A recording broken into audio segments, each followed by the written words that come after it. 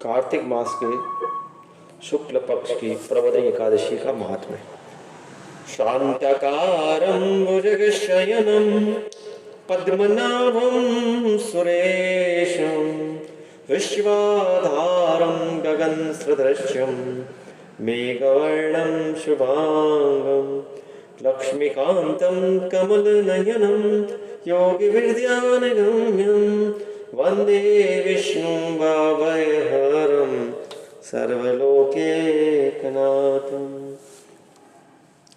भगवान ब्रह्मा जी बोले, हे मुनिश्रेष्ठ नारद, अब मैं तुमको पापों को नष्ट करने वाली तथा अत्यधिक पुण्य और मुक्ति देने वाली प्रबोधनी एकादशी का महात्म्य सुनाता हूँ। इसे ध्यान से सुनो। इस प्रबोधनी एकादशी को देवोत्थान एकादशी या देवउठनी एकादशी भी कहते हैं, क्योंकि इसी एकादशी को भगवान जनार्दन, भगवान विष्णु अपनी चतुर्मास की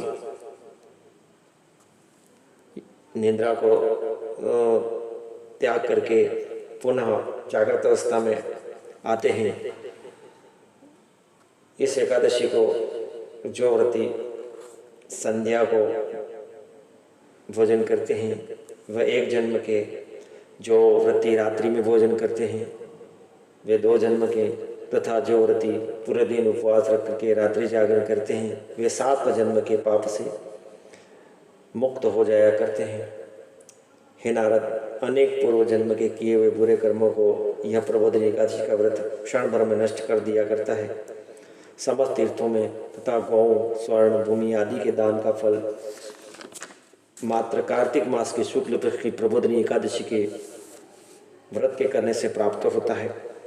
इस संसार में जितने भी तीर्थ हैं वह सब प्रबोधनी एकादशी का व्रत करने वाले के घर, उस व्रती के घर निवास करते हैं, क्योंकि यह एकादशी भगवान विष्णु को अत्यंत प्रिय है। इस प्रबोधनी एकादशी की व्रत के प्रभाव से मनुष्य का पुनर्जन्म नहीं होता है और उस व्रती के कायिक, वाचिक और मानसिक पाप नष्ट हो जाया करते हैं। इस एकादशी के दिन जो दान, तप, होम, यज्ञ आदि करते हैं उन मनुष्यों को अक्षय पुण्य फल प्राप्त होता है।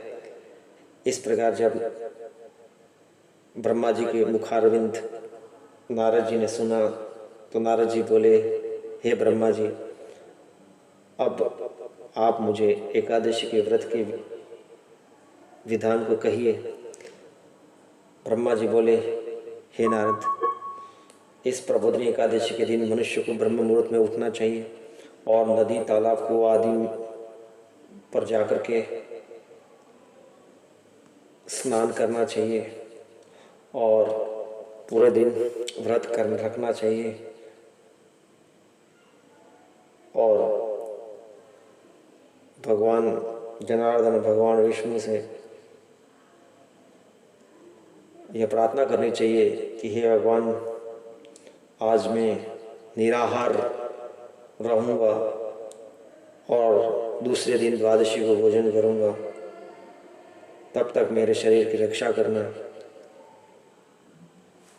इस प्रकार प्रबोधनी एकादशी के दिन मनुष्य को कृपणता को त्याग कर फूल, फल, अंगार, धूप आदि से भगवान की विधिपूर्वक, श्रद्धापूर्वक, भक्तिपूर्वक आराधना करनी चाहिए। विष्णु सहस्त्र नाम का पाठ करना चाहिए और भगवान जनार्दन, भगवान लक्ष्मी नारायण की शंख के जल से अर्घ्य देना चाहिए। भगवान विष्णु को बिल्वपत्र, तुलसी दल, दुर्वा दल, कंदक, सफेद, लाल, कनेर पुष्प, बकुल, अशोक, चंपक, केतकी, पीत व रक्तवर्ण के कमल के फूलों से भगवान विष्णु की पूजा करनी चाहिए। इस प्रबोधनी एकादशी के दिन तुलसी के दर्शन अवश्य करने चाहिए और इस दिन तुलसी का पौधे का रोपण करना भी श्रेष्ठतम रहता है। इस व्रत की पूर्णता के लिए ब्राह्मण भोजन व भूखों को भोजन देना चाहिए। गुरु की भी पूजा करके उन्हें यथोचित दक्षिणा देनी चाहिए। दही, शहद, घी, दूध, चावल, शैयादान, स्वर्ण सहित तिलक दान, बेल दान इत्यादि यथाशक्ति दान देना चाहिए। और साथ ही जो इस कार्तिक महीने में नमक का त्याग करते हैं उन्हें उस व्रती को शक्कर का दान अवश्य करना चाहिए।